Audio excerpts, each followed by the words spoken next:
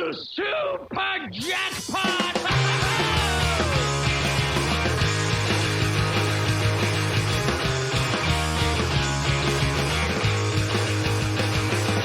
I need a ramp. I need a loop. I want targets I can hit. I need the scoop. I need a double super jackpot in my life. That's right.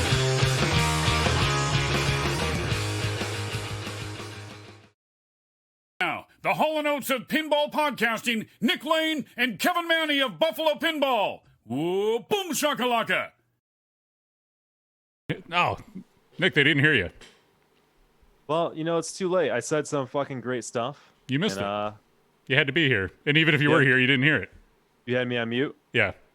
You should be good now, though. Fuck. Well, you know what? No, we got a good start, as usual. That's right. So I said, after Kevin said his line, I said, well, I'm not feeling it. I'm not feeling it. Do it again. Here's the deal. We've got a showdown with Deeproot versus Pinball Adventures theme off. Yeah. So there you go. So this is in other words, a lot of Deeproot because it's our favorite topic, and Punny Factory too. Yeah, man. We got some good news in the last couple of weeks. It's Punny Factory and Deeproot, our favorite show topics. I was thinking about it. It's been what? You know, it started all the drought of pinball news started in like March. So we filled in with interviews and we had guests on and things like that, and then just like everything came at us all at once here, and it was Deeproot coming at us. It was a new Avengers Infinity Quest, and then to top it all off, new Punny Factory news. It's like we got to do a show. Let's get to it. So before we get into that, why don't we thank our partners? And we have a new one. So I'll get started. Pin Stadium, pinstadium.com. Save 10% with coupon code Buffalo on awesome LED lighting for your pinball machines. App-controlled lighting that you can apply to any machine.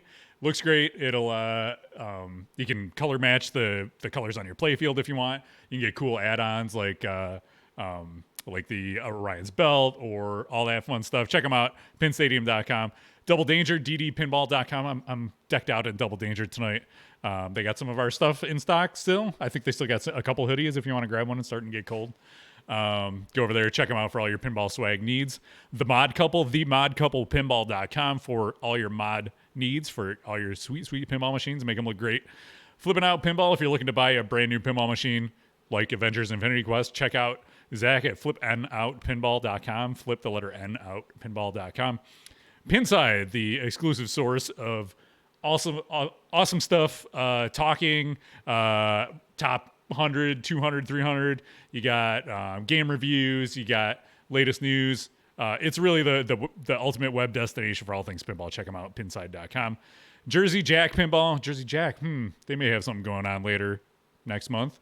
Check them out. JerseyJackPinball.com. They make amazing looking pinball machines, and they're teasing something new. We'll talk about that later. Pinball EDU, pinballraffle.org to get in on the latest raffle for the 501c3 charity Pinball EDU. Goes to benefit them and Spinner's Pinball Arcade. You can win a new Stern pinball machine for the raffle ticket cost of just $40 a month. So there you go. Community Beerworks, communitybeerworks.com for all your micro brewery, nano brewery needs. And they're not a nano brewery, are they anymore, Nick? No, they're a macro brewery. They're all grown up brewery. They're a big boy brewery, but they make good beer. I hear if you drink beer, you probably like theirs. Coming back with a vengeance. Holy crap! It's Tilt Cycle. TiltCycle.com. Dan Burfield said, "I need to get back in on that hot bro action. Let's do it up." I mean, we've always loved Dan.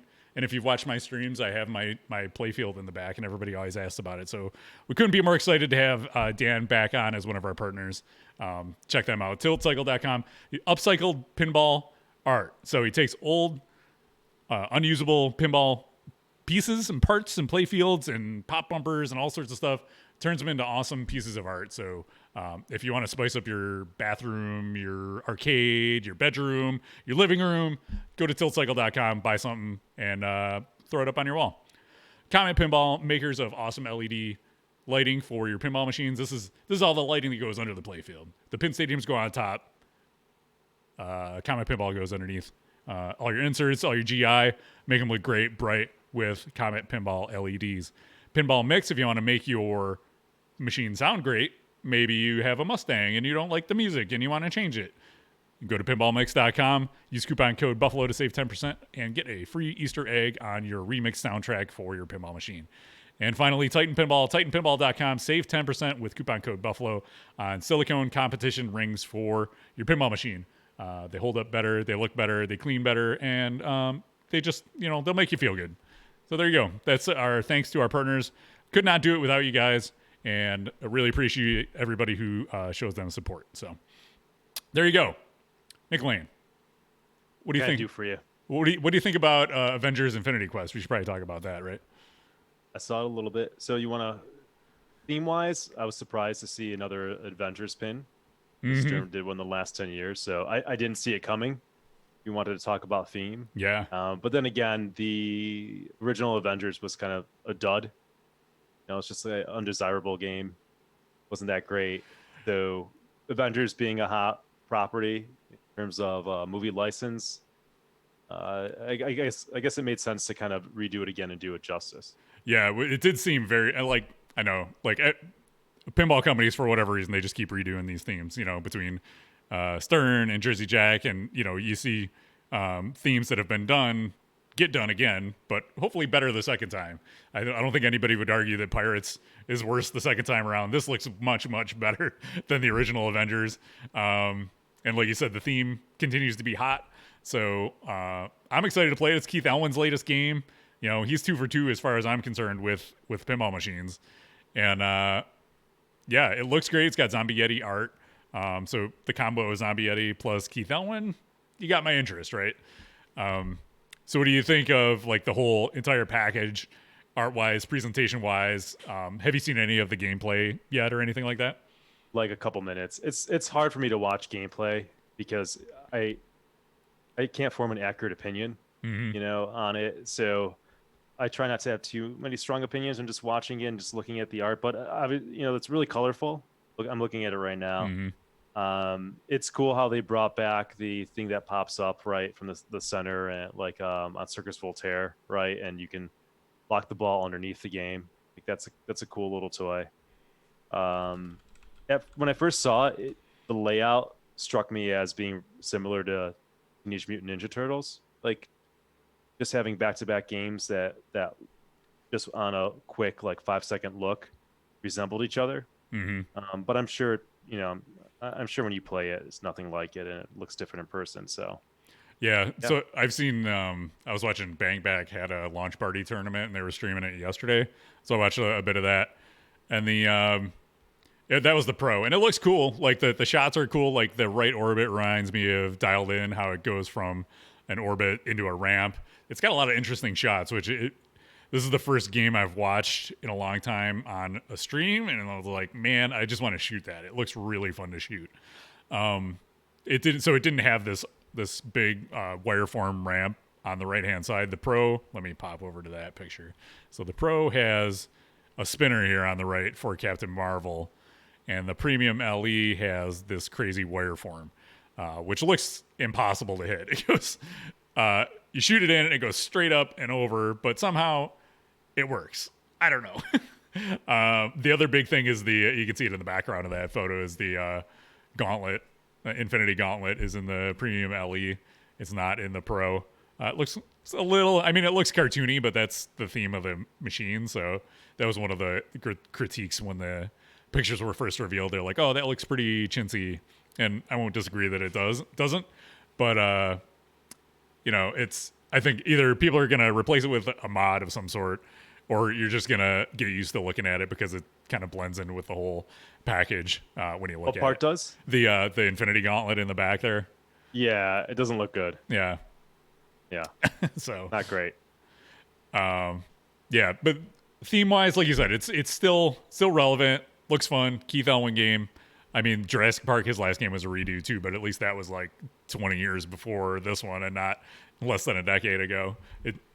But we'll see. Who knows when I'll get to play one, but hopefully soon. But it could be a while. Yeah. How's my mic, chat? Is that better? Couldn't hear me before? Yeah. I boosted you up a little bit, and Give me a little boost. yeah, you give yourself a Turbo? little boost too. Turbo All right. boost. We had some questions about your. Let's go back to the before we proceed. Questions about the room you're in tonight. Can you tell us a little bit about that? My VR room. Yeah, it's very blue. I told him it was very Twitch streamer of him to be in a blue room like that. Oh shit! It does look legit. Yeah, It does look like it's I'm. You know what I should playing do? streamer. I should turn my LEDs on too. Yeah. You're one upping me over there. I'm at my my stand up desk. Oh, there you go. You're doing the I've healthy got thing. LEDs up the goddamn wall. You can't even see all the LEDs here. I just put in more fans in my computer of LEDs. Oh man, Got LEDs backlighting on my monitor. there you I've go. got LEDs mouse pad, LED keyboard, LED headset holder because you need that. You need it. Yeah, So, Yeah. so that's been your pandemic project so far. trying to keep sane. Yeah, you have to have projects. Yeah, projects keep me out of trouble. So That's right. All right. So, anything else on Avengers? What do you think? gotta play it, man. I know. I don't know. It's hard. Yeah. I like the theme does nothing for me. Like I don't care about these Marvel themes, so I don't care about Avengers. So if it's a fun game, then great. Fun game, good rules. Who did the rules for this? I think it was Rick Nagel again, who's been on Keith's other two games. So I think Okay. Keith designs the rule set and then Rick implements them, right? I think that's the relationship. Yeah.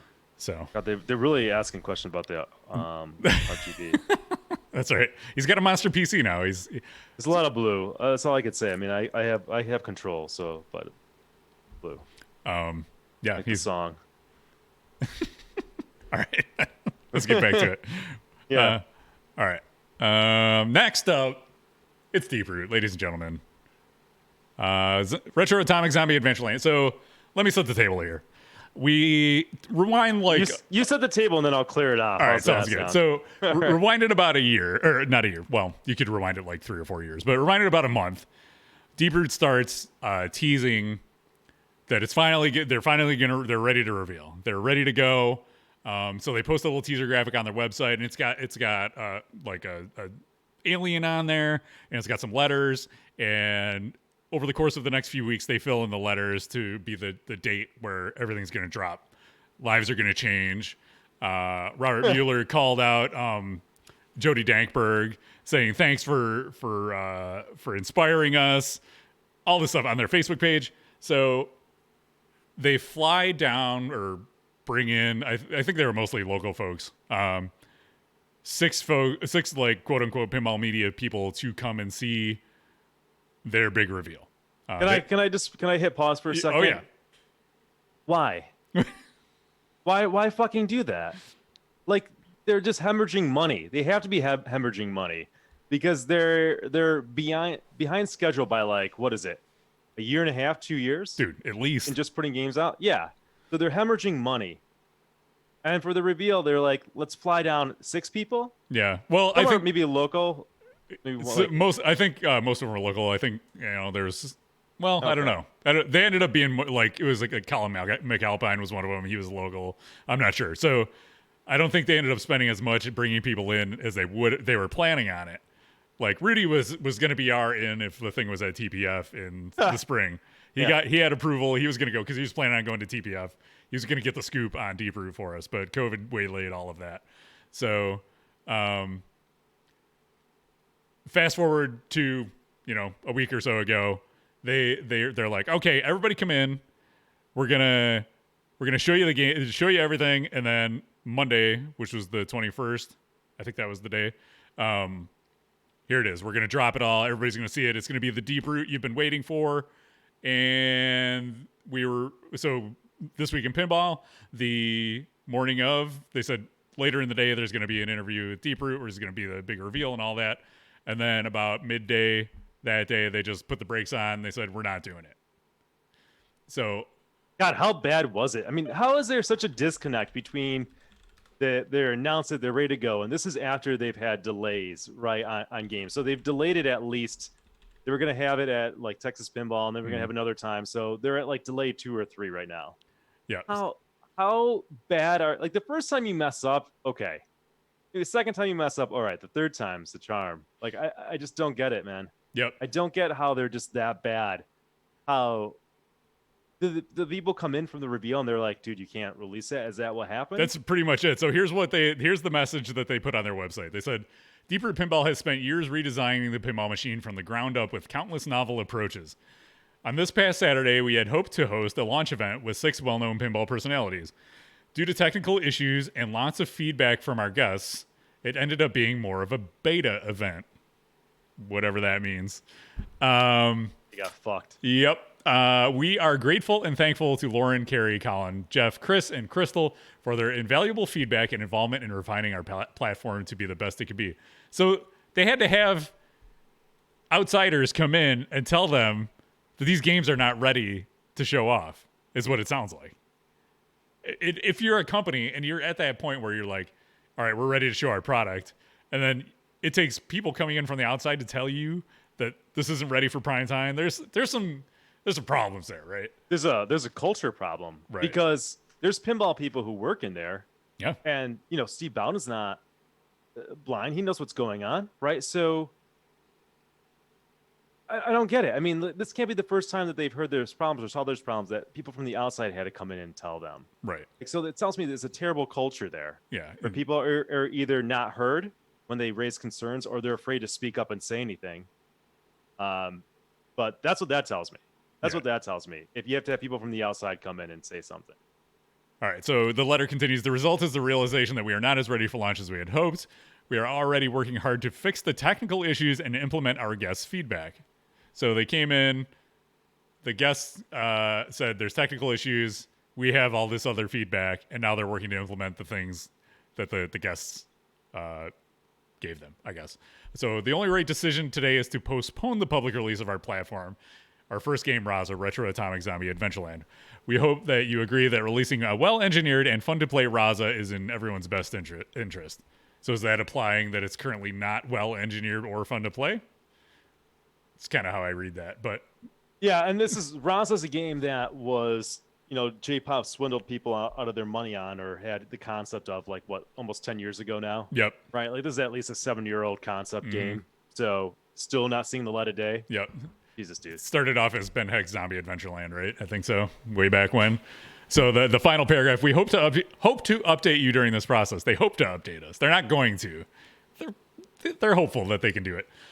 We remain deeply committed to delivering the highest quality of gameplay and innovation to our players. We thank you for your continued trust and patience. The team at Deeproot Pinball. So there you go. So the Facebook comments was just like an avalanche of just shitting on them. And, this is all their fault. This is all their fault for coming out and being cocky. We've talked about this on the podcast from day one. The guy's attitude of just shitting on all the other manufacturers, saying, things are easy, blah, blah, blah. And then still, 3-4 years later, still no game, still delays, still just complications. It's a joke at this point. Like, even if a year from now they release a game and the game's great, that's great. I mean, I want to see a great game. It still doesn't negate all of these horrific missteps that he's made along the way, because again, you're hemorrhaging money.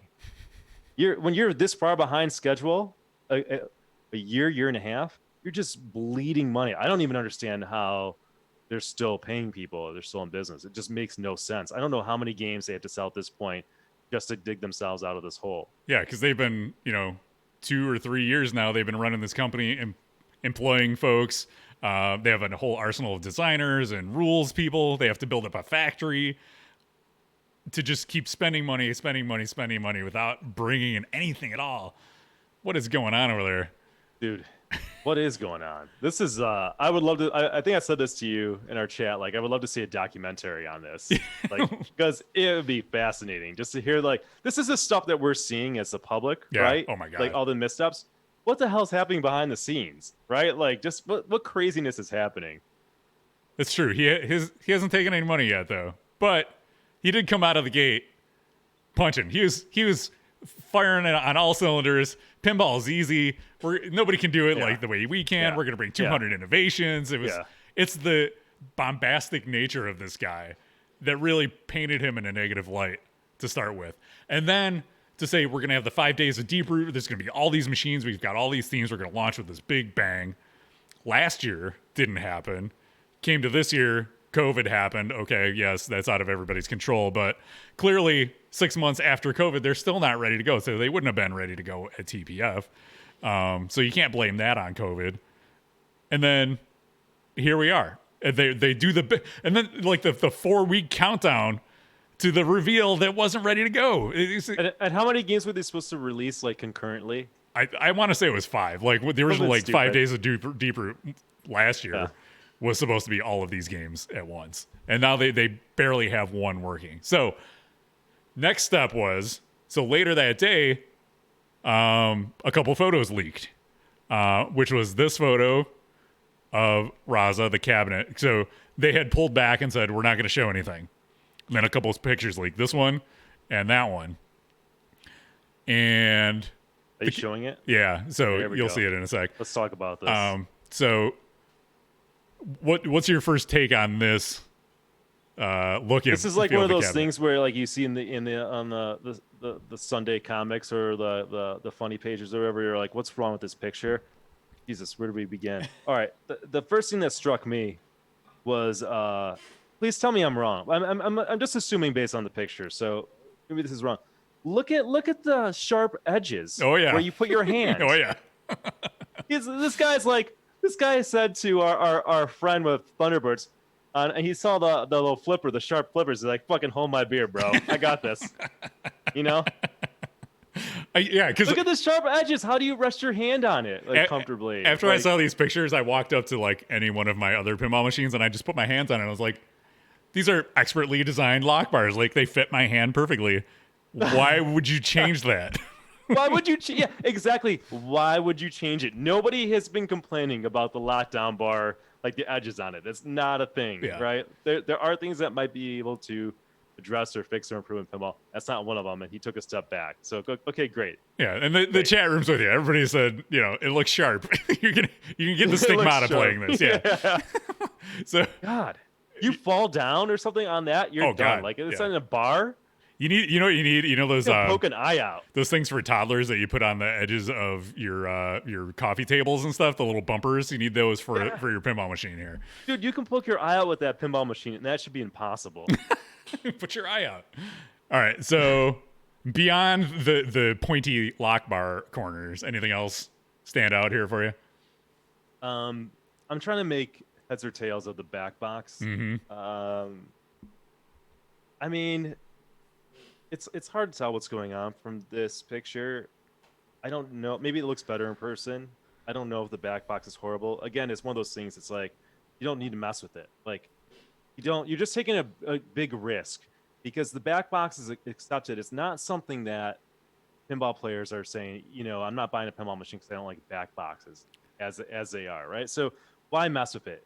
The only thing that you can do by messing with it is just risk somebody not liking it. Okay, so there's that. Let me comment on the back box. So I like the back Please. box. I think it's cool looking. And if this machine was on location, it would make it stand out from everything else. But not in a negative way. Like I think of the highway back box and how janky that looked. Compared to this is like, wow, that's cool looking. And it fits this theme. Like it's got this cool retro modern theme or style to it. And I think that's like that's all J-pop. He's all design. He's all like make everything look awesome. So it fits this game. Would it fit other themes, which we'll get into later? Like say a game maybe like called Food Truck or something. Why is it on stilts though?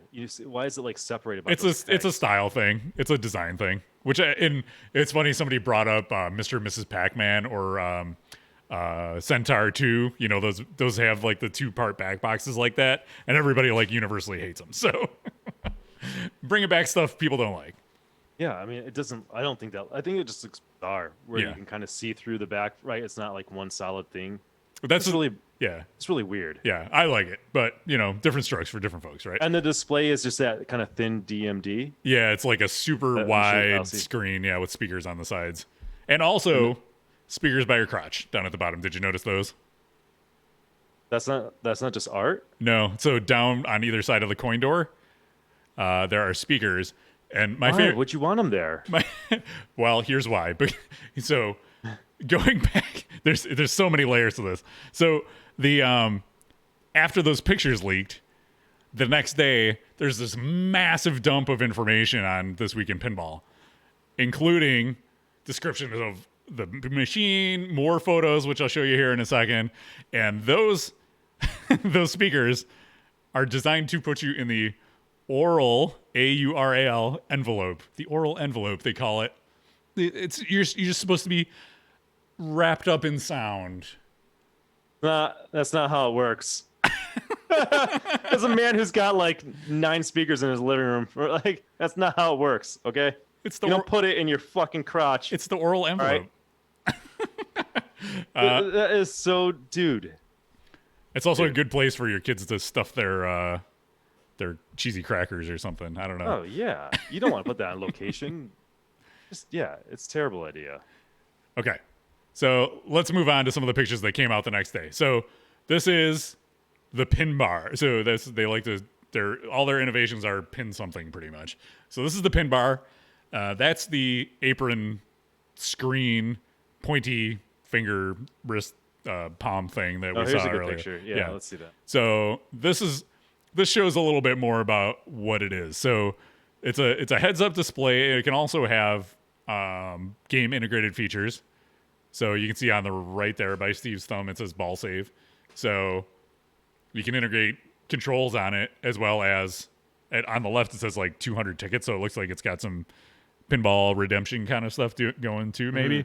So it's cool, but it's hard to say without playing it how effective it would be. Because you think about something like the ball save on Black Knight, where you have to like move your hand over to the middle and whack the bar. At least that's a tactile button, right? You kind of feel where you're going.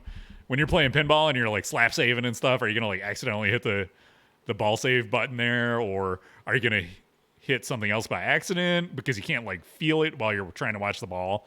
I don't know. What do you think about the pin bar? But I'm like neutral on it, right? Like it's like, okay, well, here's an innovation. I didn't think I needed it, but maybe once you have it and play with it, you're like, everything should be like this, right? Like it's cool. So I have honestly no idea. Yeah. I'd have to play it. I can't get over the sharp edges though. Yeah, look at where Steve's hands are. It's like it's going right into that. I'm not sorry. I'm having trouble moving past the sharp edges. Okay. I have another photo of it here somewhere, right there. So this is you can do like stuff you would normally do inside the coin door on this little screen, which is kind of cool. I mean, hang on, I can't not look at the flipper alignment on this game. Look at the flipper alignment. Can you see the flippers? Yeah, so I imagine that's just, it's messed up. It's just broken. This game's not even functioning. They spent more time on all this other garbage, and they can't even do the basic shit, right? Right. So this is your big reveal. You're going to have people come out and play it. You got Kyle McAlpine there, who's the former Pinburg champion, and the flippers aren't aligned. It's like, what does that tell you? As Pinball Nerd Podcast said in it, like the pin bar could be the most interesting innovation, but must add more cost than it's worth, right? Like that's the other thing too. Like you're going to do that, just adding more cost. Is it worth it? Yeah. Anyways, innovation for innovation's sake. I mean, it could. Sure. Like I like the idea of adding more control options into pinball. Like we've seen with the screen in the back box. Now that we have this real estate on the screen, we can do more complicated games because there's better ways to communicate with the player. So this could be that in a different kind of format, a more interactive portion. Maybe there's ways we can interact with the pinball machine that you weren't able to before. So I'm definitely interested in that. Yeah, that's okay. But again, without playing it, without seeing it fully executed, it's hard to say. All right, so let's go back to the pictures. They're just nowhere. I mean, they're just nowhere near releasing this thing. Like the other thing that took me back was that all of the innovations they talked about, everything in this big, huge article on Pinball This Week in Pinball, it was all about like everything except the actual game. It's like, we got this crate you can put it in, we got this screen, but tell me about what's on the playfield. What are you going to do under the glass where I play the game of pinball that's going to be different? Where are you innovating there? It seems kind of like everything around the pinball machine is being innovated, but nothing new under the playfield. That was the other thing. Ball Search made me think of this. I think somebody in Discord mentioned, like, how many times have you seen tournament players punch the locked bar out of anger when they drain the ball. Like, goodbye, pin bar. See ya. Not that you should be doing that, but it happens. True. All right. Sorry. So there's I'll show you here. I'll give you a second to catch up. The screen, the DMD display area underneath the back box. It's cool looking. It looks like nice and high resolution, and I kind of like how they've segmented out the different portions of it. I wonder if because like sometimes on the stern screens things can be a little small and hard to see. I wonder if that would play out here, but I think you've got more real estate. I don't know. It's hard to tell without standing in front of a machine and seeing it. Yeah, one of those things. It just seemed like the text, like you would see like player one. It just seems like really small, and and this is like consider where this picture's taken from. Like you're right up in front of it. So I don't know, man. Looks like a good resolution, but I think Stern has it like the minimum size now for what they're trying to do, and then Jersey Jack is ideal. Yeah, the other side of it. So let's see here. So, I don't have the other. I must have deleted that picture. I had to take some pictures out of here. So, one of the pictures they showed off was the fold up glass, and everybody was like, "Oh my god, that's an amazing innovation!" So I went and I found the earliest game I could find, which is Bally's Wiggler from 1967. That also has this feature. So, there you go. Innovation from 1967. They're bringing it back. Boom. And again, something no one's asked for. Yeah. And like for that one guy who asked for this, like, there you go, dude. You got it. And Nick, you made a good point that no way would the way theirs props up, it goes almost perfectly vertical. So that would never work in your basement. Yeah. I mean, from what I can tell, right, just looking at the picture, I couldn't have that game in my house because I can't raise the glass fully up. Assuming that I need to raise it fully up, or that's how it works. I wouldn't be able to go up like it's supposed to. So again, this is not something that anybody's asked for. It's not an issue I've ever had with the glass and the way the glass works. People were saying it's heavier doing it this way. I don't know how you replace the glass, like if the glass breaks or so. I don't know. It just doesn't seem like this needed to happen. I don't know. I just don't understand why they're making these decisions. All right. So this brings us to the hammer test. This is another thing they bragged about before the reveal, the quote unquote reveal. They put out that you could get your hammer tested shirt, and they've boasted that every playfield that they're going to release is going to be tested with a hammer to make sure you're not going to get any dimples. So I wanted to go to the article on This Week in Pinball about this because they had some insight on this. So here we go. Let's see. The tour group observed the demonstrations with the 16-ounce hammer test and the huge 750-gram pinball drop, and those, along with the regular pinball, definitely left craters or dents on the normal clear coat and did not leave dents or craters on the pin armor. So their innovation is called pin armor. However, the VIP group had concerns regarding the quality and look of the pin armor coating, as it is currently not smooth, but more like an orange peel. Robert mentioned that this was an early version of the pin armor. When you run your hand over the playfield, it does not feel smooth like glass. During brief gameplay later in the evening on a playfield with pin armor, the ball did seem to roll normally and act as if it would on a normal playfield. There was no noticeable unusual changes in ball activity on pin armor. So I don't know, man. They came up with some really strong clear coat that makes it look like an orange peel. Is what it sounds like, but it's still not ready to go. Apparently, yeah. I mean, this is a thing that I want companies to address. Dimples don't bother me, believe it or not. Which is amazing. I'm gonna say. Yeah, I know. Maybe I've just always accepted it since day one because my first game I ever had dimples, and okay, that's pinball. But yeah, it's cool. I mean, if you can make a thing that doesn't dimple and doesn't increase the cost by any significant amount, then great. I'm all for that. I'm all for something that's going to protect the playfield and have it looking as good as pretty much the day you got it. If you can pull that off. Absolutely. Yeah, pre-hammered playfield isn't an orange peel already dimpled? Pretty much. They're just taking that step out of the process for the owner. But again, it's in this thing they put out the next day, they're saying, well, it's not ready yet. But Yeah. over the weekend, they were going to have everybody in for the big reveal when it was apparently they thought it was ready. They're not even close. They're not even close to having these games done. I don't even understand how a year and a half ago they thought they were going to have something. It just makes no sense. Yeah, Not even close. We talked about Haggis. They've already done this. They did the big video with the hammer test. We talked about it on the stream. But they did it with a different solution. They did like a clear plastic sheet over top of the playfield, something like that. I think Bally or somebody did that before. I don't know. It's something that had been done before they brought it back. Probably improved on it, I assume, but I haven't played it or seen it in person. But yeah, everybody's kind of working on this. Well, there's a few folks working on this this problem, trying to bring a solution to it. All right, back to the pictures. So here's another one, and I was like, oh, that's cool. So on the bottom of the playfield, they actually have it drawn out where the parts go, and they have things numbered and labeled. So that's cool. Like if you're fixing stuff or you're doing a playfield swap, you can easily see where everything goes, easily line things up. But again, this is the bottom of a Stargate. Gottlieb was already doing this. So again, it's another innovation they're just kind of bringing it back. They're not bringing something new to the table with some of this stuff. Stuff like the pin bar, totally new, totally interesting. Yeah. But, new folks who might not be as familiar with the history of pinball, would see that and go, oh, that's cool. It's not my Stern or my JJP or whatever. But, yeah, not necessarily an innovation and again, it's like, everything doesn't have to be an innovation, but this company was touting they're going to have 200 innovations and we're going to sell this platform and all this stuff over the past 3 years.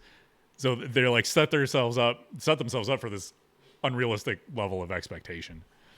Exactly. Here's an innovation. I'll give them that. It's the Deeproot pin pod. Did you see this when did you look through the article and see this? Yeah, Gottlieb used to do that shit, I thought. The big crate. Oh, I haven't seen that. You're on the other thing. Yeah, no. So this is a giant wooden crate, reusable crate to ship pinball machines. So the idea is you would buy a pinball machine, keep this somewhere, and then when you're ready to sell your machine, you could use it to ship it out again. You don't need to do that. You just wrap it. I guess if you're shipping it, like, God, how heavy does that make the thing to ship it now? It's got to increase the shipping cost considerably.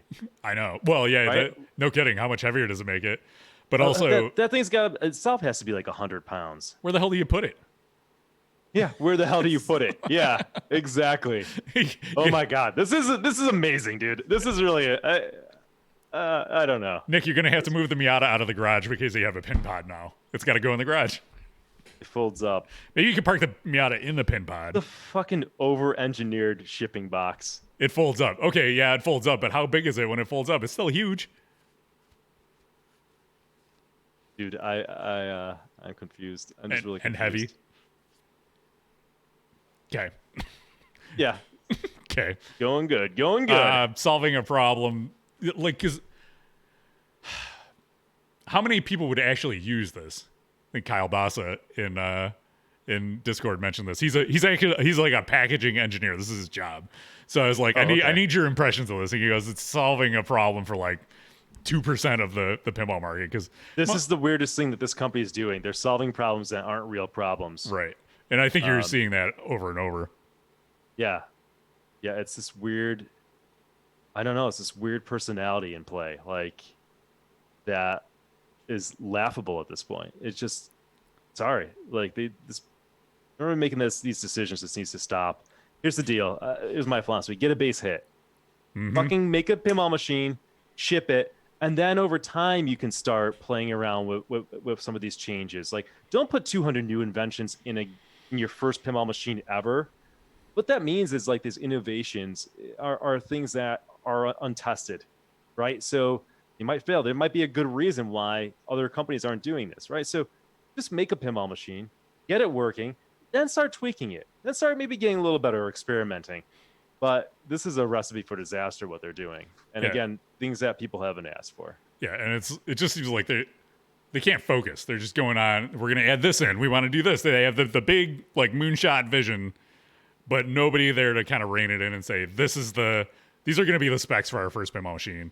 And then we're going to ship it by this date. And then in the next one, we're going to introduce this. We're going to add this on. You know, they need to kind of roll these things out along the way. And the other thing that was weird was, and you know, they just did this massive dump of information, including like their next like 8 titles or more. Why would you reveal all of this? This is like the lifeblood of pinball, right? When a new game comes out, we start speculating about what's next. What's the next game from CERN? What's from Jersey Jack? When are they going to announce it? We think it's this, but we don't know for sure. But here it's like, okay, we know everything that's coming. There goes your opportunity to kind of get everybody excited for the next game because we all know what's coming if it ever comes. Yeah, I'll be honest. I don't know how they're just bankrolling this fucking disaster. I don't understand it. I don't know. There's Fair more. enough, Kevin. There you go. That's all you gotta say. Yeah, I don't know. There's more to Deeproot than pinball. I know there's more. There's another company there. I don't know the ins and outs of it. So I don't know. Maybe they're selling drugs. Maybe there's drugs. I don't know. Probably not. All right. So that Shell company. So that's all I have for photos. But I do want to talk about. So let's talk about the titles they announced. The future planned titles. All right. Are you ready for this, Nick Lane? Probably not. All right. So the first one, Being honest, up is Fire and Brimstone. Let me read you the concept. Please do. Relive the Old Testament alongside the prophets of ancient times. Build up faith or suffer the fire and brimstone of the wrath of God. A key feature: first multi-denominational religious pinball game designed by. That's a feature. Something no one's asked for. Again, put it in the column. We have to have a column. Things that nobody's asked for. Deeproot's got a monopoly on it.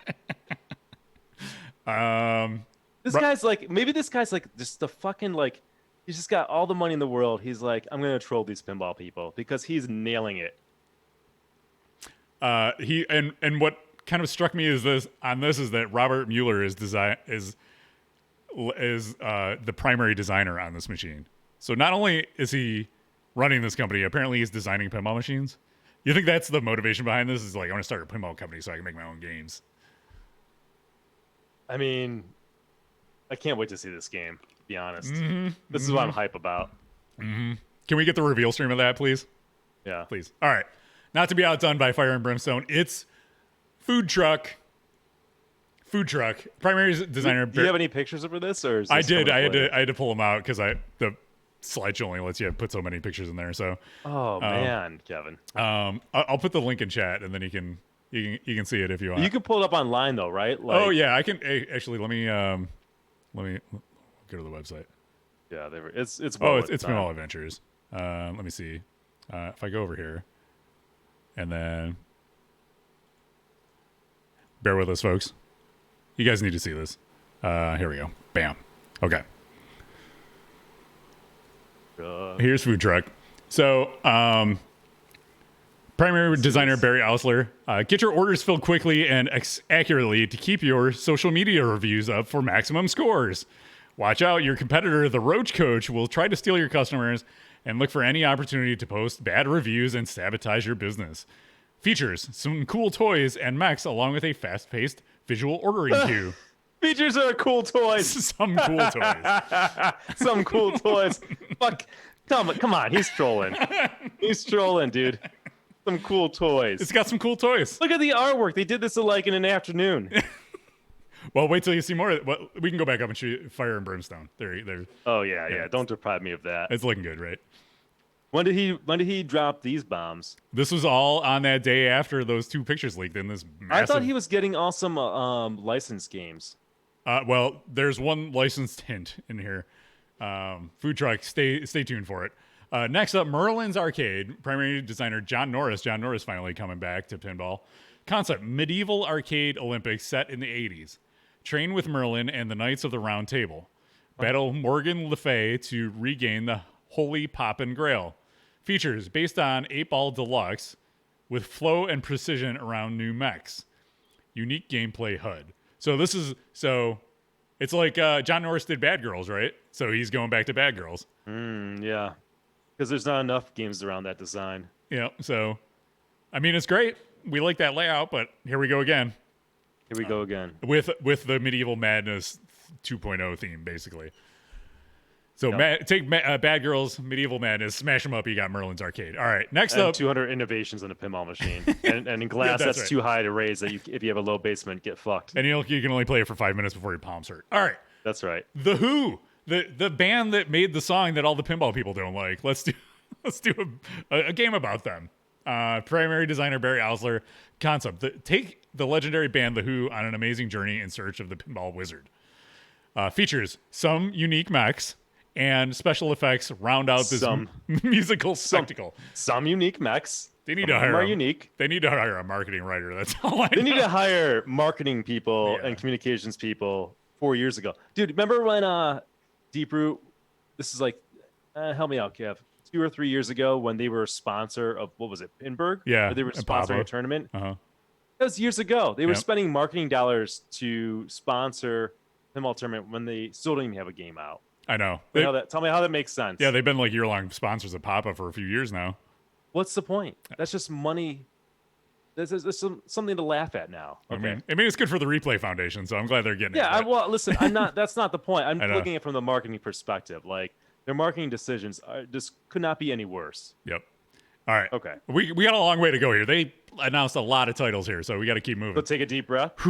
Ready? How many Gladiator. titles, Kevin? More. Well, at least 4 or 5 more. All right. Gladiator, primary designer Barry Ausler. Concept: play as Septimus, a captured slave who must rise the ranks of the gladiators of Rome. Hone your skills, kill the senators, and overthrow the emperor who killed your family and enslaved you.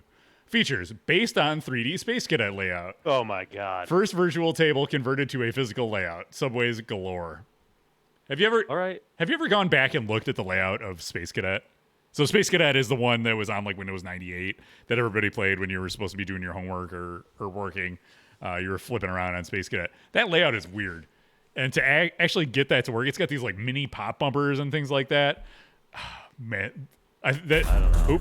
Oops. Welcome to Buffalo. Rudy Soup, what are you doing? I hit the wrong button and Rudy Soup came up. Yeah, so bringing 3D Space Cadet to a real pinball machine, it's going to be a challenge. It's got disaster written all over it, if you ask me. This reads like a child's homework assignment where they had to come up with an imaginary company. This is by Game Time Television. Nailed it, dude. You win. GTTV, You win right now. We love you. The chat's having a field day too. This is great. This is good for This is, everybody.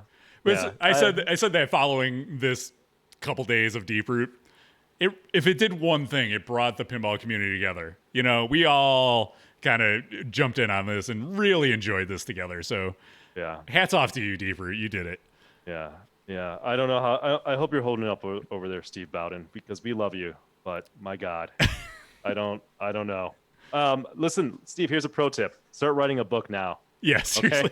because when this place goes under, I'd pay to read the book. Hell yeah. All right, we're not done yet. Yukon Yeti TM, it's trademarked. Designers Robert Mueller and Dennis Nordman. So think Whitewater 2.0 that way. That's what it makes me think about. A goofy and lighthearted game! Exclamation point. They almost got the color into the art. They almost so. did. The mischievous and lovable teenage Yukon Yeti feuds with the gold miners against the backdrop of late 1890s Yukon Gold Rush.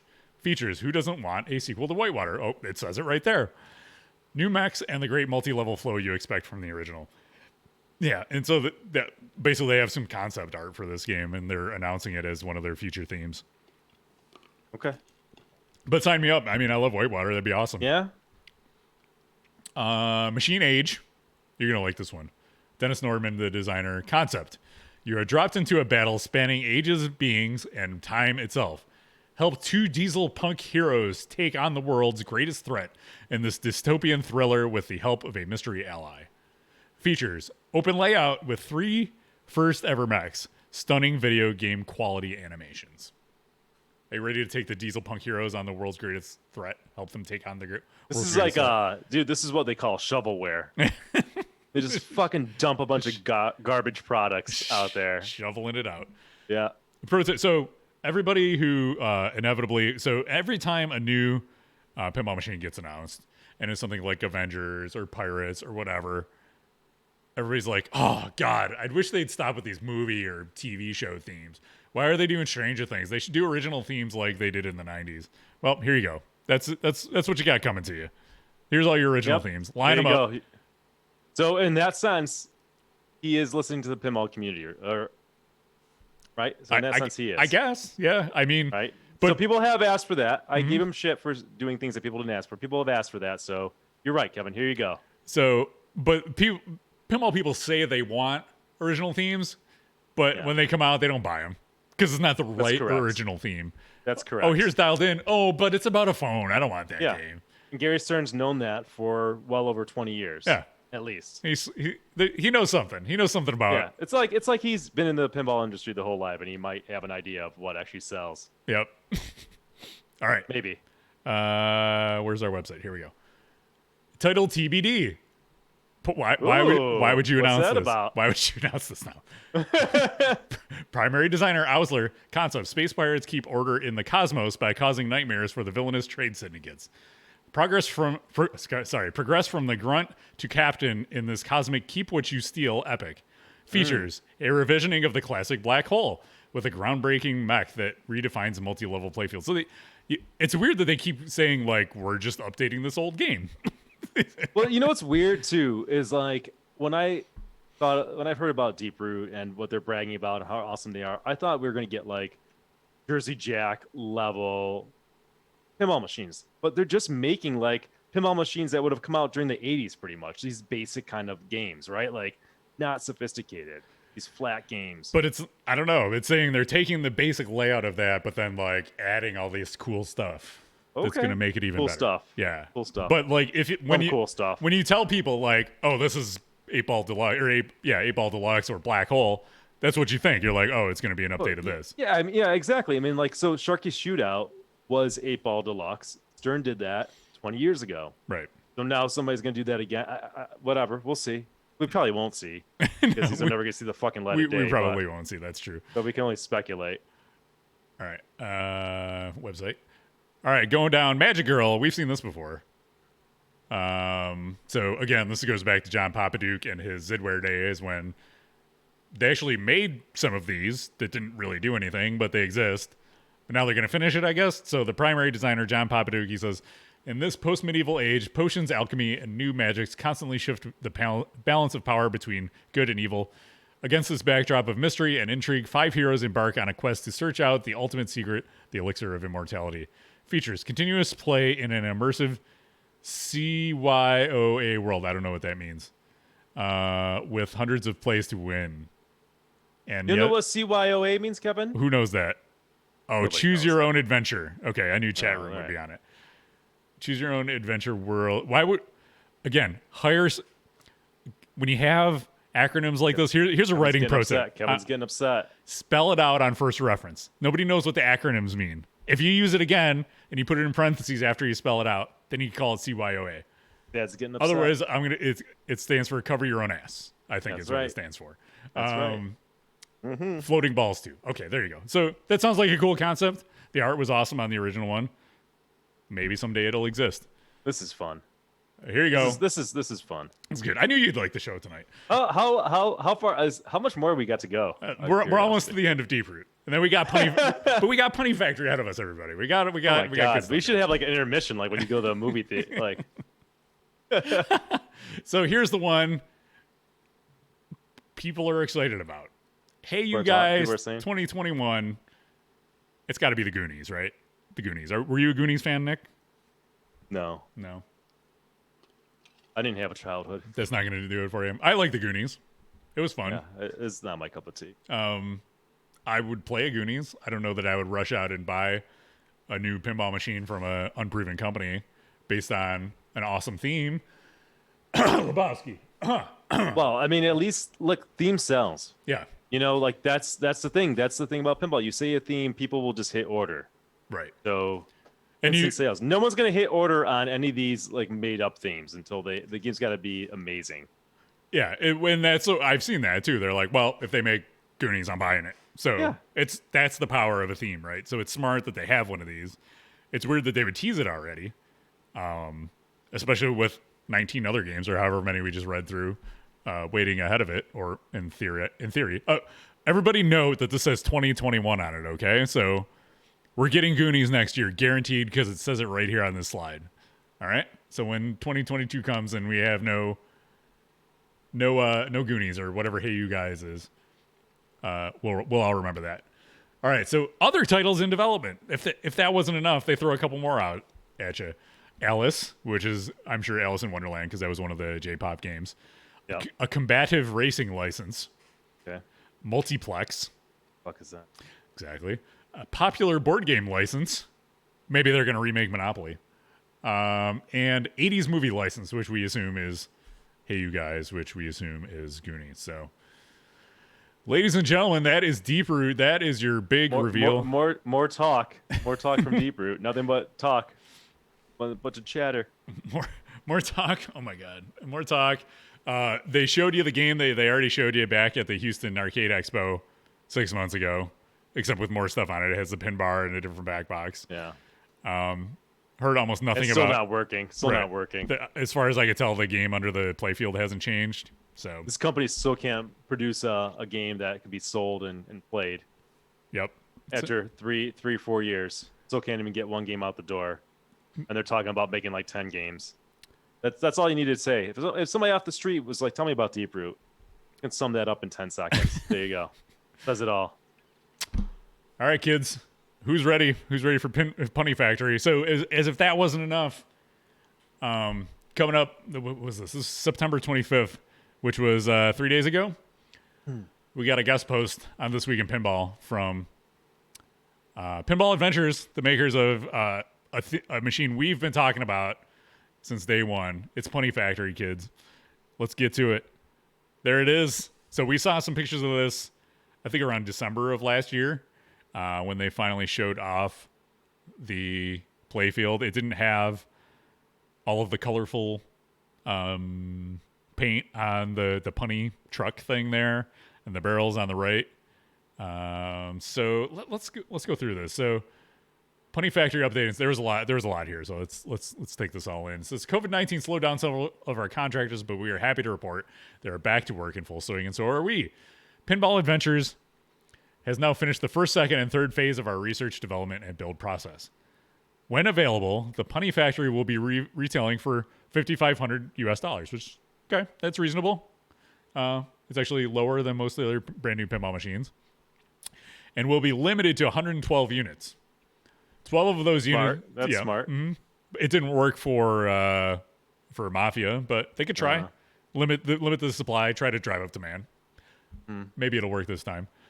So 12 of the 112 will have an engraved Punny Factory logo complemented with black wood stain finish on the cabinet and back box and an extra added cost of $500. So this will be $6,000.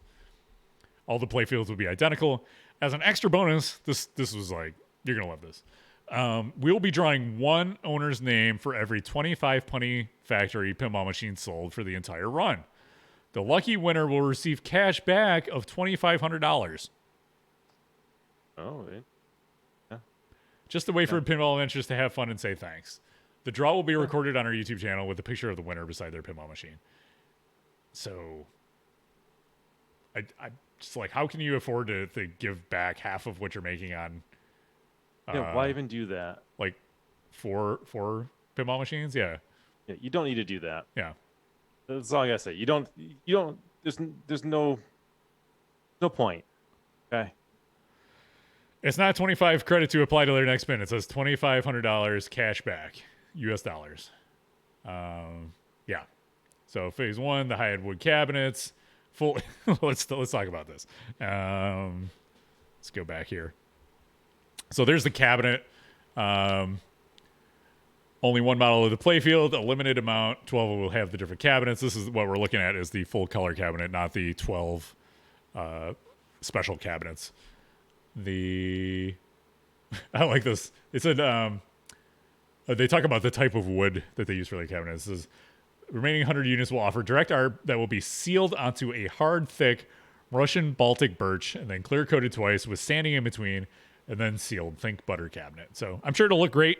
If you want Russian Baltic birch in your cabinet, here you go. You're finally getting it on Punny Factory. Not only that, you're getting full interior graphics for some reason. So again, this is the theme. Things that nobody's asked for in pinball. Here it comes. So these guys are solving problems that don't exist. Yeah, I get art blades, right? You see those when you play. It makes the playfield look cooler and more immersive.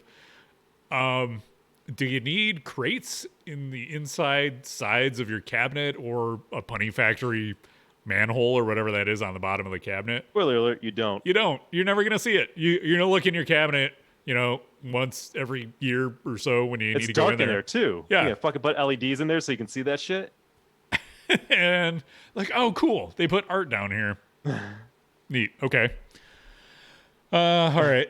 Again, all clear-coated twice with standing in between and then sealed. Again, don't spend your time doing this. It's extra added cost and time and effort and something that is of minimal return. Sorry. Well, you want to preserve the Punny Factory for eternity. Right, exactly. You want to pass it down to your great grandkids. They have custom metal trim with unique powder coating. Yes, some pinball like to get their custom side rails powder coated or painted by their local shop at Pinball Adventures. We do this for you. Our first machine, we have chosen a vibrant silver vein powder coating color to accent the new Punny Factory's metal and gears. Add in the Pinball Adventures' own newly designed apron, hinges, side rails, lockdown bar, and legs. You get one color coordinated game. Let's not forget the matching coin door, shooter rod, and bolts. So, the coin door doesn't match the armor. That's a little deceptive, misleading. The armor is actually like a silver color, and then the legs and the coin door are black. Unless they're saying it's not going to look like this, but right now that's what it looks like in the pictures they're posting. So, and the silver powder coating just looks like stainless steel armor to me. It doesn't look fancy at all. When people get powder coating, they want colors that pop, stuff to make it stand out. This just looks like standard Bally Williams side armor. With the side, they have some cool cutouts. Like it's got a little cool design. It says 252 on the side, which I assume is a integrated theme number for some reason. So, and the gear on the shooter rod is kind of cool. So there's that. Oh, and then that's it. For the Phase 3 unique playfield and wood coatings. They have a chart of. All right, I got to show this off. Sorry. Let's analyze the strength of the wood that is in the playfields. Living in Canada, we are blessed with an abundance of natural resources, and one resource is Canadian hard maple, also known as rock maple or sugar maple. Yes, this is the same tree that is tapped to get our maple syrup. Just look at this thing. You can see the janka hardness of maple species. Pinball Adventures has decided after months. No one gives a shit. No one gives a shit. Months of testing that the Spoiler alert. best wood playfield we can manufacture would be from our very own hard Canadian maple, known for its combination of strength and durability. If that's what you're talking about on your pinball machine, you've got nothing. Like if that's like we're like, what's the high points? Talk about the wood. Punny Factory, you're really doing it. You really did it. All right, so that's Punny Factory. Is there anything else here we need to cover? Let's see. Final phases. Here's the playfield with the stuff and the things. Written by Andrew McBain, Pinball Adventure. So you can follow him on Instagram if you want to see the progress. Tio Minute with the Canada Ace in chat. Thank you, sir. All right. That brings us to the end of our Pinball Adventures adventure. But we're far from over. There's more news. Lots more news. So let's switch back to our photos. And we're going to go into Ranger in the Ruins. I've been doing some stuff, maybe sort of newsworthy stuff. So I actually worked with Nick Baldridge, the creator of Ranger in the Ruins. He needed a playtester, and I said I can playtest because I have a P3 and the Cosmic Kart Racing playfield. I can help you do that. And Nick, man, he's a madman. So let me rewind a little bit. Ranger in the Ruins. New game for the P3 platform. P3 platform, we've talked about it. It's a pinball machine, real pinball with cool. You want to talk innovations? Here's a pinball machine with a lot of innovations in it. It's got a screen under the main part of the playfield, walls and scoops that pop up, interchangeable ramps and shots in the back. Cool stuff. So plus, it exists, Kevin. It it's exists. A real thing. You could buy it. You've got it in your house. Imagine that. They brought it to market. They innovated. They brought a product to market, and you can purchase it. And then they talked about all the innovations that they've been doing, and they've been adding new products. So this game, so you would buy the Cosmic Kart Racing playfield, which is a game where you can, it's like think Mario Kart, but in pinball form. So once you have that playfield, you can go to the Multimorphic store and buy this game. You can get a whole add-on game for your pinball machine. Turn your pinball machine into a whole different rule set, everything, graphics, sounds, lights, shows, everything. $150, which in the world of pinball is a freaking steal because you pay $1,000 for a Stern topper. You pay however much for the pinball. Like the pinballs you buy every year probably cost $150. This game's cool. So it's a roguelike experience in pinball form where so we start up the game. It's a one ball game by default. You get one shot to get as far as you can.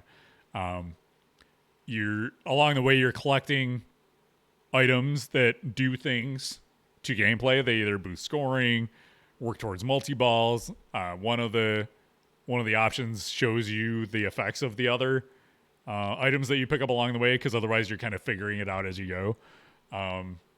The scoring is pretty straightforward. It's got the arrows all over the playfield that show you what the shots are worth. So it's a score rush game. You're trying to score as much as you can on one ball, collect items along the way.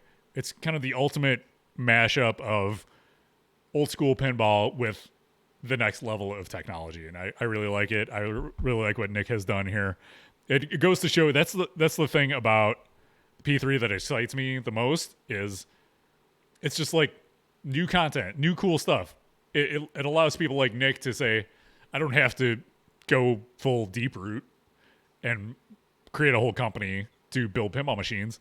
I can just go and build off of this platform. I can program on it using their software development kit and bring a game to life.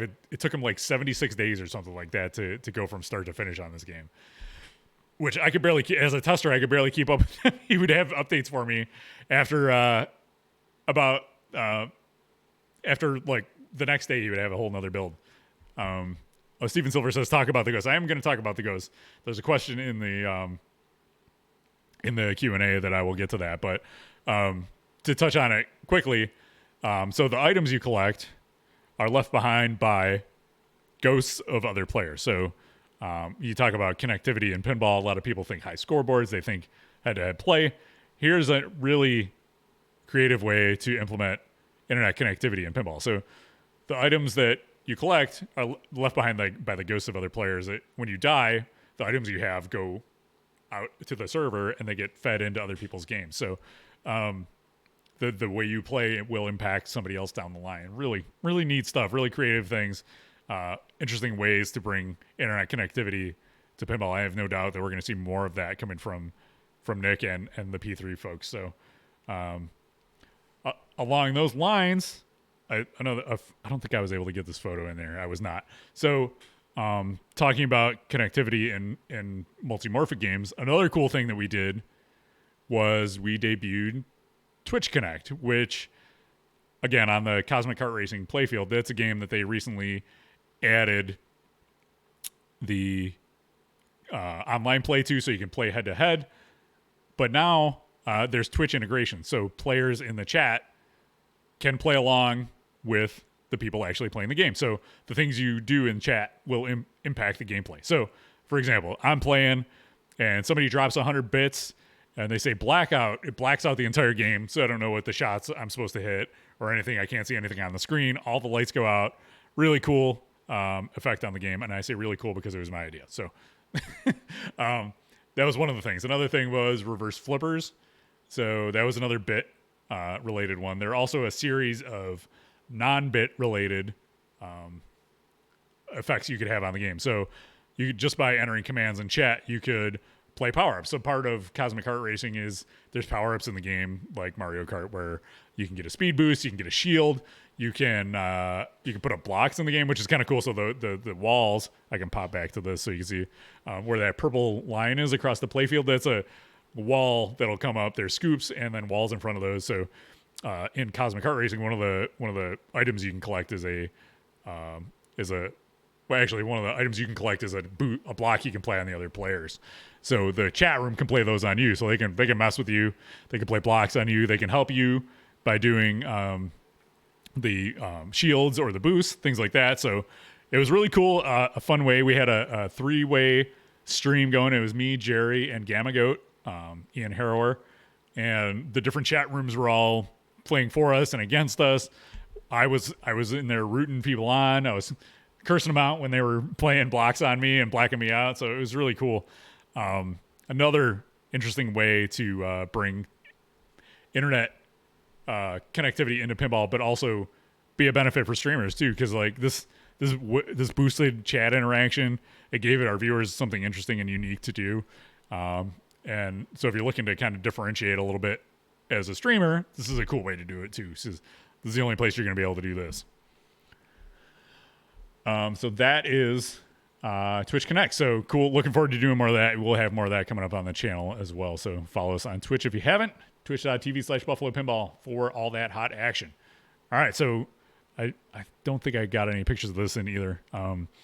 We can jump over to here and we can talk about Jersey Jack has teased some big stuff coming in October. Their first update said their next chart-topping hit is coming this October. And then just last week, there's a big group photo of everybody. They're all masked up. But they said they're working hard to make our October a memorable one. And so there's some cool stuff coming from Jersey Jack. Stay on the lookout for that. And we can't wait to see what's coming from those guys. We always look forward to their games. They're unabashedly, they're my favorite games. So, we're the Jersey Jack shills. You can look at our podcast comments and see that.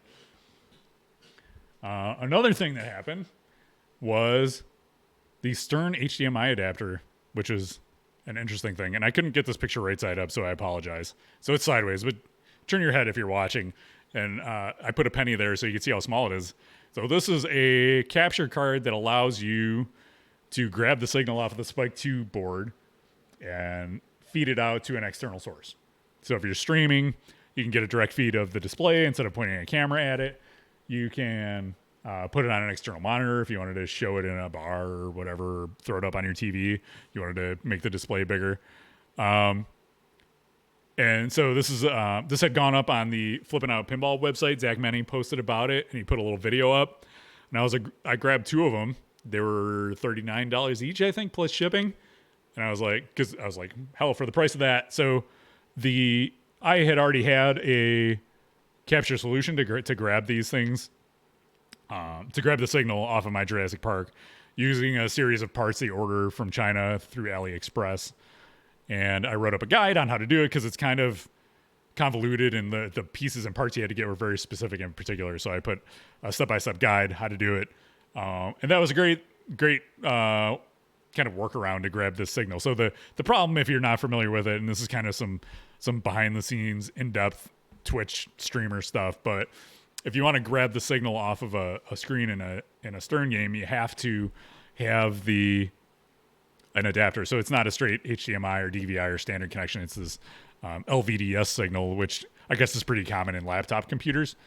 But so you need something to convert that LVDS signal into something you can get into your capture card. And this is a quick little solution to get that done. So it all ended up being like in the ballpark of ordering all this stuff from AliExpress and piecing together it from China. And so I was like, hey, for the convenience of just being able to plug in an HDMI card, let me grab a couple and I'll have them around. If I end up getting another Stern game with a LCD screen, we can do it. So this got quickly pulled from the Flippin' Out store. So unfortunately, they're not available anymore. I did do a write-up on it. I didn't do a write-up. I did a video on it on our YouTube channel if you want to see it, how it installs and also how it looks once you get it set up. I will recommend it. It's a great card for the price, $39. Hopefully, there's been talk that the price is going to go up. Hopefully that's not the case. But if you're looking for a capture solution, this is a great way to go. If it ends up being more expensive and you need a bunch of them for a bunch of your games and you want to do it on the cheap, you can do the other way, the AliExpress China way. But it takes the other downside of doing the AliExpress orders is that it takes a long time for the parts to get here. It took like a month or two almost for me to get my parts the one time. So it takes a while. So there you go. That was that. So if you want to check out more of that, check it out on our YouTube channel, youtube.com/Buffalo Pinball. And you can see how it all works and how it fits there. All right. Here's the thing I was not involved in. It's the Scorbit launch. Nick, have you heard anything about Scorbit? I have not. Okay, so Scorbit has been kind of lingering out there in the tournament scene for a while. I think at Indisc, it never drains in Southern California. It made its debut as a way to get a direct feed of scores off of games. So not necessarily capturing the whole display, just grabbing the number data and pulling it into a stream. So Scorbit officially launched. Its pricing is a little hard to kind of wrap your mind around, but it makes sense. So if you buy one, it's $300 for the Scorbitron, which is the board that you put in your pinball machine. But then on top of that, there's a monthly fee of $4 a month. So not only do you have to buy the board, you have to pay a monthly fee to kind of keep the service going. If you have multiple machines, there's discounts, I think starting at 4 units, and then up 26 plus units, you can get them for $199 each. And it's a $20 total fee monthly to keep them going. So for me, it kind of remains to be seen the benefit of doing this beyond tournament streaming. Like, I can't figure out why I would want to have this in my machine at home. Maybe I just haven't been exposed to the right things. The light bulb moment hasn't gone off, but I think internet connecting machines is cool. What can it do beyond scores that will make it cool for a home buyer? Is it worth, pinball streaming tournaments? There's no money to be made there to begin with, right? So you're going to add additional cost onto machines that you're trying to stream for a better end product, yes, but is the return on your investment going to be there? That's going to be a tough sell to me. It's also a tough time to put this out with locations closed. There's literally no tournaments happening. So it just seems like you had to launch eventually. Maybe it'll come out and like a year from now it'll really take off and the benefits will be there and more obvious to everybody. But if you want to check it out, check out Scorbit, and you can maybe tell me why it's awesome and why I should have it. Okay, let's go to the next item, which is Fun with Bonus. I don't know if you heard about this. So they're actually pivoting. Steve Bowden is pivoting Fun with Bonus after 3,005 consecutive days of posting pinball content. So from July 1st, 2012 to September 21st, 2020, a total of 3,005 consecutive days I've been posting about the pinball scene. That has ended for now. However, the site is not closing. It's undergoing a transition. Since I am rules designer for Deeproot Pinball, I am biased in certain aspects. Will be rightly called that by others as I continue my career in pinball development for this company. To address this, I've decided to make funwithbonus.com mainly a Deeproot-focused online presence while adding my perspective as rules designer. Although the site will be more focused on Deeproot, it will not be Deeproot only. I will continue to bring attention to other happenings in the pinball scene as I have done before.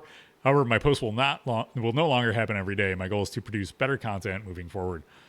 Some of the sections will be brought over to the new style. For example, I plan for the new pinball dictionary to remain and devote more time to expand it with more entries. Other sections may be retained as well. The site is now in a maintenance mode as I transition.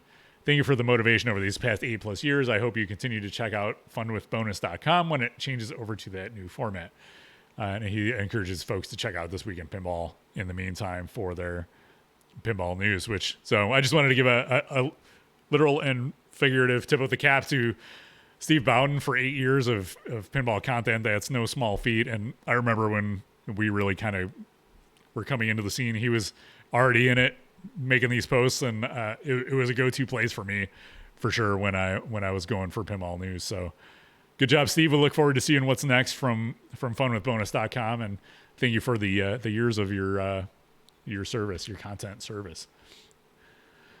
Nick, you want to talk about operating pinball in 2020? How's it been? Yeah. So non-existent. I mean, we're just not doing it. Places are closed. Places have asked us to get machines out.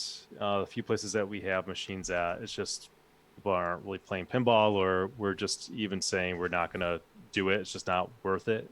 So, yeah, this is a total lost year. It's crazy in terms of operating pinball. Yeah, it makes you wonder how. I mean, the story has to be similar for a lot of folks, and we're seeing a lot of it on Facebook and social media and stuff. Bars and arcades are trying to reopen, even though laws are against it right now, or guidance from governors in your areas. Certain parts are opening, other parts aren't.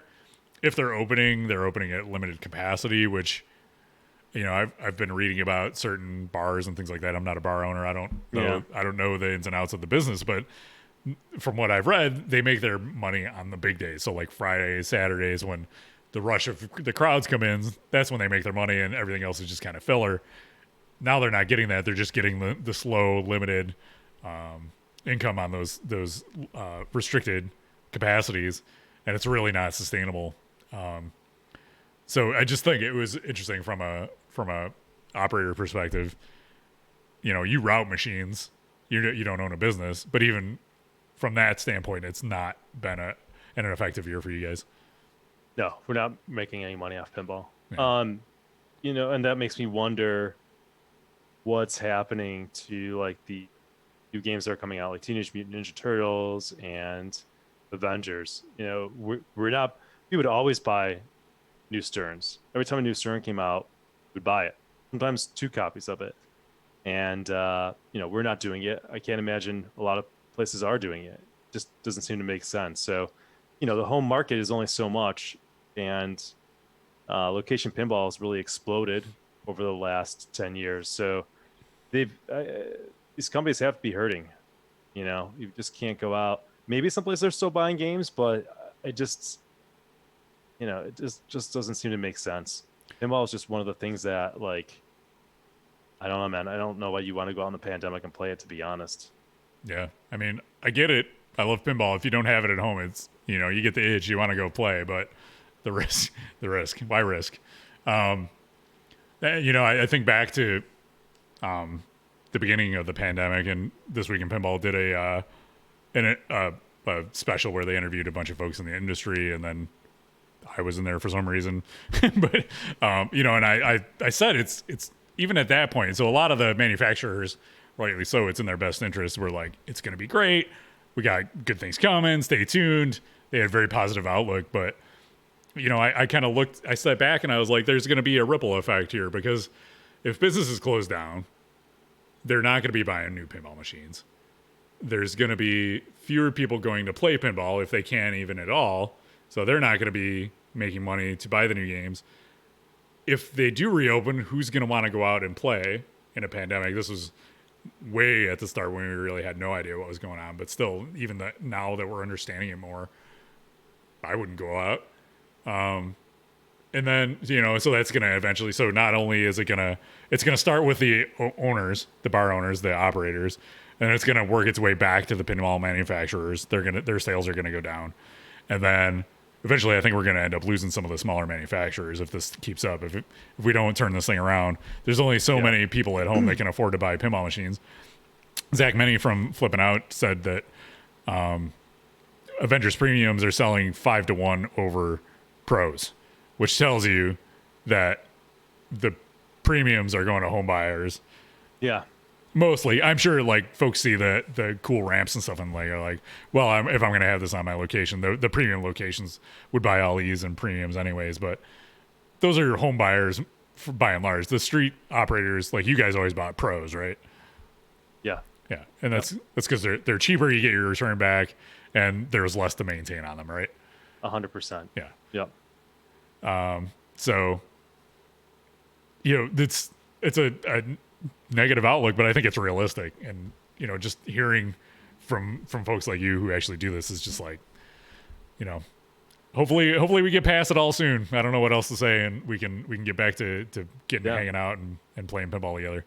No, it's a bummer because I mean I spent the last 3 years like putting a lot of energy into getting pinball machines all around Buffalo, right? And definitely accomplished that goal. All to have it kind of wiped out. Like I feel like we're going to go back several years, like in just the hit that it's going to take. Yeah, I know. You know, we came out of the 2000s, which were terrible because of the recession and everything. Pinball barely made it through, and now it's getting set back again. You know, like you said, for Buffalo, we had built up this big tournament and league scene. And then you started the operating business and everything like that. It's just, yeah, definitely. It's a gut check for sure. Yeah.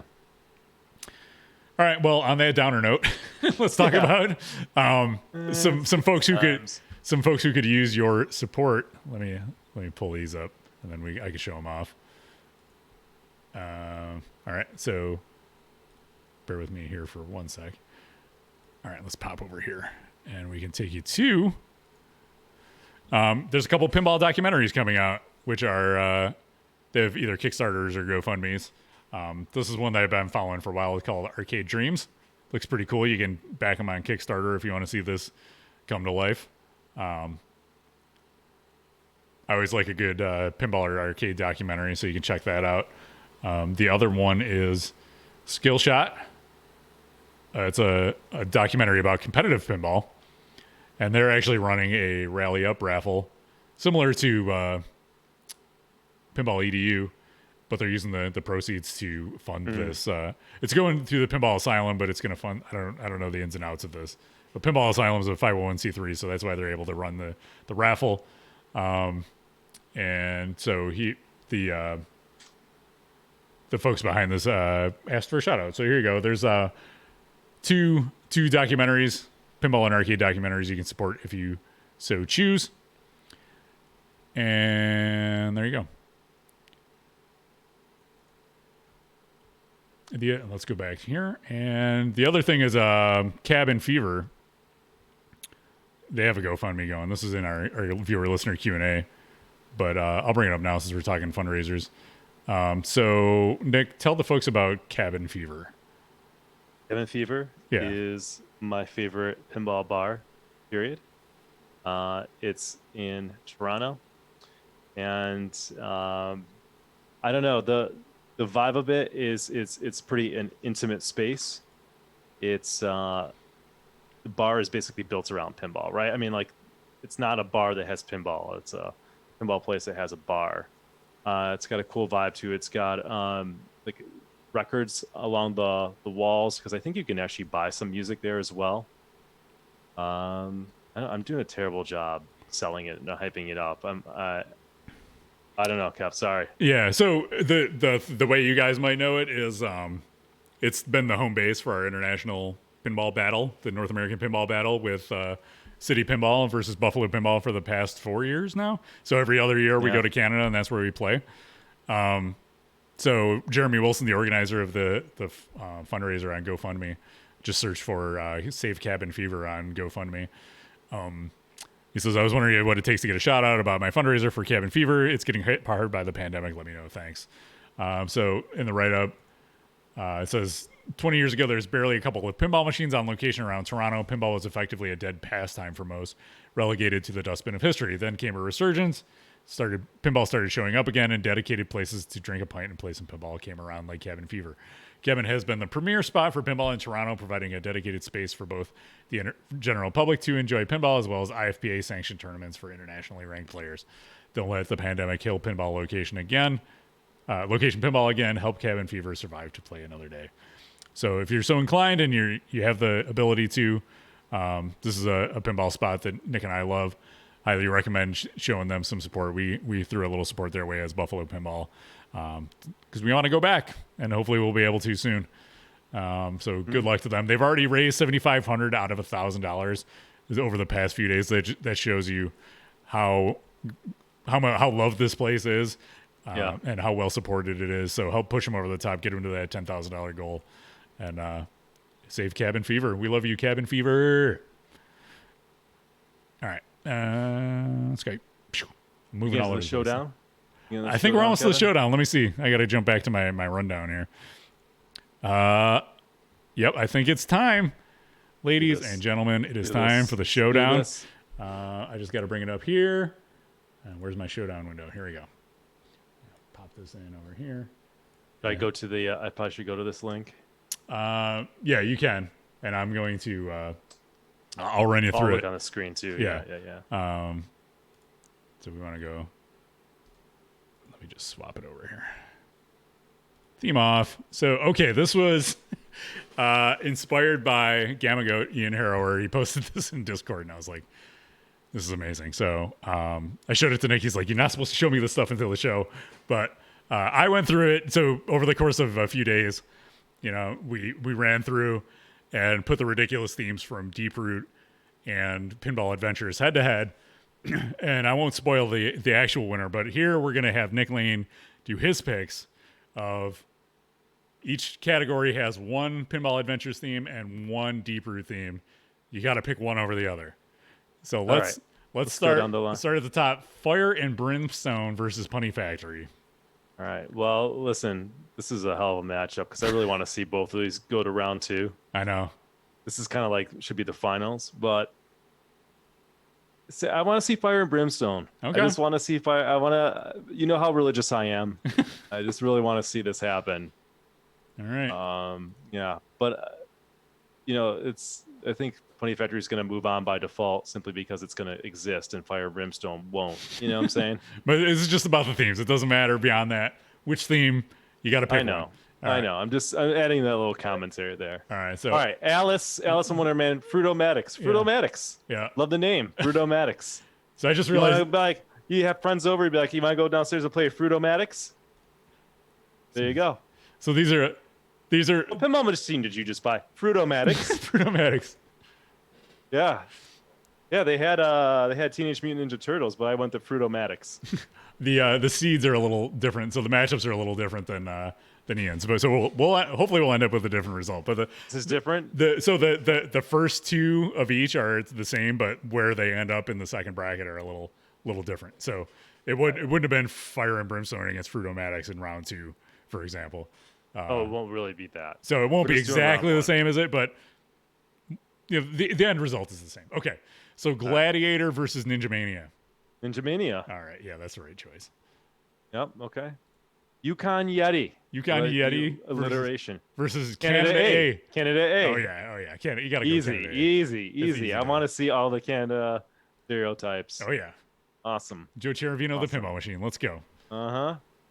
Food truck versus Sushi Mania. Sushi Mania because I think there's going to be offensive things in there, unintentionally offensive, and I want to see people get bent out of shape about it and argue on Facebook and Pinside. Let us sit back and eat popcorn. Let me just Can't say wait. that's a huge upset in the results of the other poll because People wanted food truck? Food truck went far. Food truck went Food far. truck seems lame compared to Sushi Mania, and like don't they have a backlash artwork for it? Yeah. It looks great. Yeah. Looks yeah. great. Oh I yeah. wanna see Sushi some Mania fucking looks really Sushi. bad. Yeah. It Uh-huh. has Mania in it. Yeah. So All right. Space Pirates versus First Class. I want a pinball machine about flying. Yeah, you do. That's the right choice. Yeah, about being in first class flying though, Oh, yeah. not coach, because you know how luxurious, Kevin, it is to sit in first class. Oh my God, it's the best. Yep. It's the best. You got to have that experience and put it in a pinball machine. Merlin's Arcade against That's Whack. We remember That's Whack. That's whack. Yeah. Oh, dude, this guy's crushing it. Look at this. This guy's crushing it, man. That's whack. That's Whack. Again, you want to play Fruitomatic or That's Whack? I want to play That's Pinball Whack. machines. Yeah. So Machine Age versus Elements. I don't like either. Can we just get rid of that? You can pick neither. I don't give a Okay, shit you about gotta either pick one one. of these. Yeah, I So don't. Machine Age is Deeproot, Elements is the other I Pinball don't even know Adventures. what Elements is. You remember what that is? I don't remember. Some nonsense. Well, let's give Deeproot Machine Age so we can just knock it out. Okay. Okay. All right, moving forward. Machine Age. There you go. So two of the Deeproot games advance, Yeah. and the other are all Pinball Adventures. You're really doing it. All right. Yeah. Fire and Brimstone against Fruitomatics. Oh God. Oh, this is tough, Kevin. I know it's hard. This is tough. I I, see- really want to see a religion-themed pinball machine. I really want to see it. I really want it to happen. All right. I want to see how it's All right. done. Fire and Yeah. Brimstone. We might see. Fire and Brimstone might be the racehorse Yeah. to beat here. Yeah. All right. Ninja Mania versus Canada A. Canada A. Oh yeah. Yeah, easy. Uh-huh. Easy. Gonna get really tough next. All right. Sushi Mania against First Class. First class. All right. First class. Air Yeah. travel all the way, baby. Mm-hmm. All right. That's Whack against Machine Age. That's whack for Oh yeah. sure. Yeah, it is. I don't even That's not even a question. All right. This is when things are getting fucking real here. We're in the semifinals now. So we have Let's just send first class to the finals, Okay. because it's gonna beat that swag. first class. Off you go. I love it. All right. Fire and Brimstone against Canada A. Oh my god. I know. I said it though. Oh my god, let's go. Move 'em on. Move 'em Oh my on. God. Oh my God Fire is and right. Brimstone. Submit scores. Here we go. All right. In the grand finals, it's Fire and Brimstone against First I'm Class. sorry, Attack. Jesus won't be in Fire and Brimstone. Okay? This is Old Testament only. This is like when God is really fucking pissed off, right? He's like angry. You mad? What's he gonna be? The number 1 seed against the number 10 seed. First First air travel or the Bible? What's it gonna be? Bible. The Bible, ladies and gentlemen. Yeah. Yeah, there You had we to go. do the- I want to see this shit happen. Yep. Come on, Robert. Come on, buddy. You had to know the philosophy major would pick Fire and Brimstone. Come on, kids. Oh, yeah. There you go. That is it. Your grand champion, Fire and Brimstone, against all those. All the rest were almost all pinball adventures. You shoot the ram 5 times to kill your only child, or you kill your firstborn. It's a feature. It's one of the major selling points of Fire and Brimstone is that it's about religion. So there you go. Outdoing all of the Pinball Adventures themes, Fire and Brimstone coming out You on have top. a burning bush toy? I don't know. Yeah. All right. Oh man, let's do some Q&A. Again, Attack, you're pissing me off. That's New Testament. Come on. He's trolling now. Yeah, he is. All right, let's move. Let's wrap this up. This is All right, we got a few bring this home. Q&As. Let's bring this home. Thank you to Gamago for coming up with that amazing idea. Yeah, That was there you that was go. fun. That's great. Good stuff. You did it. You did it. All right. So Jeremy Wilson, we talked about with the Cabin Fever GoFundMe. So we got a couple on Twitter from Proco. Question 1 said, I saw Carl has removed the ball guides to the ramp on 24 for his WM challenge. I thought that was supposed to be 20. Oh, he's trying. I was like, what the heck is the WN challenge? He's trying to get for the wizard mode. That's what it is. Alongside other modifications to make his gameplay stupidly difficult. What is the hardest a machine was set up that you had to play?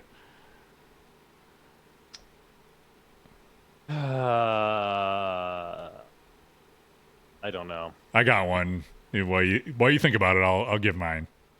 It had to be The Hobbit that was at Pinburg. I don't know if you got to play that, but man, was that game set up ridiculously hard. I think like scores were like you would get 10,000 points on that if you were lucky. It was just so hard. No center post, lightning flippers, steep as hell. I'm trying to remember what else was, but like if you got like a couple shots in on that game, you were lucky. It was death. So it had to be Hobbit at Pinburg for me. Any tournament games come to mind for you? I mean, what popped to my mind is just what they do to Iron Man, which is already a hard game, and how they set it up at Pinburg. Yeah. It's just like it's just brutal, man. You're lucky if you get a couple shots off on that game. That's it. It's funny how they take a game that is like normally not a long playing game. Like I understand like taking a game like Hobbit and you got to make it hard so you can't have somebody up there for an hour, right? But like Iron Man's not that type of game, and they still just make it like in a way nobody would ever set it up in their home, right? Yeah, and Mashmo in chat said I didn't know Hobbit could be hard. That's the point. Like, and we talked to Kiefer about it too. It's like people are like, oh, Hobbit, it's a long playing game, it's slow, whatever. You can set any game up to be brutal and butt kicking if you wanted to. But the point of Hobbit in a home at least is a long playing adventure where you're trying to play through the story. But in Pinburg you can't have that because you got to keep the rounds moving to keep everything on time. And they do an excellent job of calculating all that by playtesting throughout the year with tournaments leading up to the event and things like that, making adjustments to keep the rounds moving. Inevitably you end up with a World Poker Tour that takes forever, at least once per show. But that's when you end up with the top level players on a game that's set up a little too easy, and then they just go to town on it. So his other question was, since Deeproot plans to do a lot of network stuff and Kevin has a P3, do you use the networking things on that regularly, and which parts? Online, live versus co-op, competing shop updates, et cetera, et cetera. So we talked about this before. Cosmic Kart Racing, the online play is cool, and Multimorphic runs occasional tournaments. They'll like coordinate online play night where we all get together and play. There's a Discord where we can get together and coordinate heads up matchups. There's, I forget the name of the location, but there's a place in Pennsylvania that just got 2 P3s, and they have them set up for online play with Cosmic Kart Racing, so you could get on and play with folks there, which is cool. And so yeah, I've been doing that. They have the Twitch integration, which is great for me as a streamer. We did the first stream of that a week or so ago, 2 weeks ago. The network, the online updating is not there yet. The shop, you don't actually buy games on the machine. You buy them on multimorphic.com, and then you download them to USB and install them that way.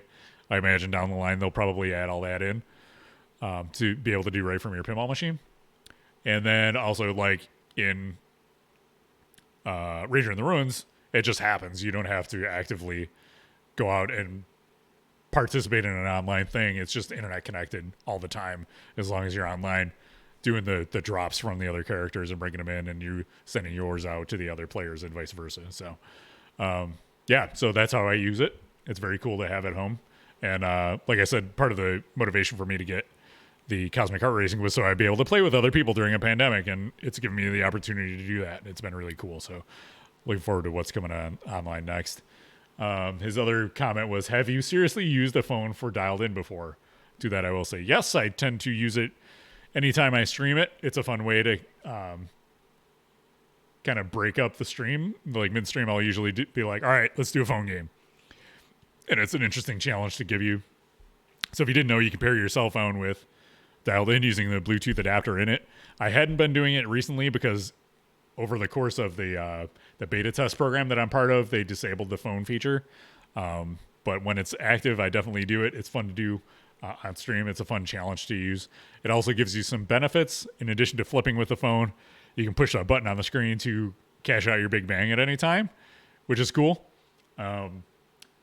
So while it makes the game harder, you can't nudge unless you're flipping on your phone and put it down and nudge, but it gives you a plus in that you can use the big bang whenever you like instead of having to hit the target. So some cool stuff, some innovative features there, and it definitely fits the theme. So that is dialed in. So that brings us to the end of our show.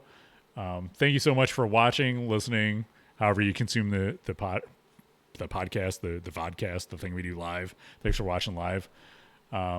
If you haven't yet, you can follow us on social media. They're all at the bottom of your screen down there. BuffaloPinball.com is our home base. We're on Twitter, Instagram, YouTube. You're gonna want. Let me just throw this out there. You're gonna want to subscribe to the YouTube channel. Ring that bell, ladies and gentlemen. Ring that bell for notifications. We got some cool stuff coming. YouTube.com/BuffaloPinball. Facebook.com where we have a group/Buffalo Pinball there. And don't forget, we are on Discord, discord.gg/BuffaloPinball to follow us there. If you want to send us an email, you can do it at talkpinball@gmail.com. You want to support the channel, you like what we do, you want to see more of it happen, you can sub us on Twitch, or you can use your Twitch Prime to sub us for free. Or now if you're a YouTube person, you can click the join button to become a member and back us there. You'll get some nice perks in addition to some emotes that you'll get to use in live chats anywhere on YouTube. They allow us 4 right now. If we get 2 members, we'll be able to add some more. So go on there and check it out. I appreciate that. If you want to do PayPal, it's buffalopinball@gmail.com to send some PayPal donations. If you want to support us, you don't want to throw some cash, totally understand. Way you can do that is dropping a review on iTunes. You can go to This Week in Pinball in the Pinball Promoters database there. You can review us there. So there you go. And with that, Nick Lane, what do you have to say to close it out? Love everybody. See you next time. Bye-bye.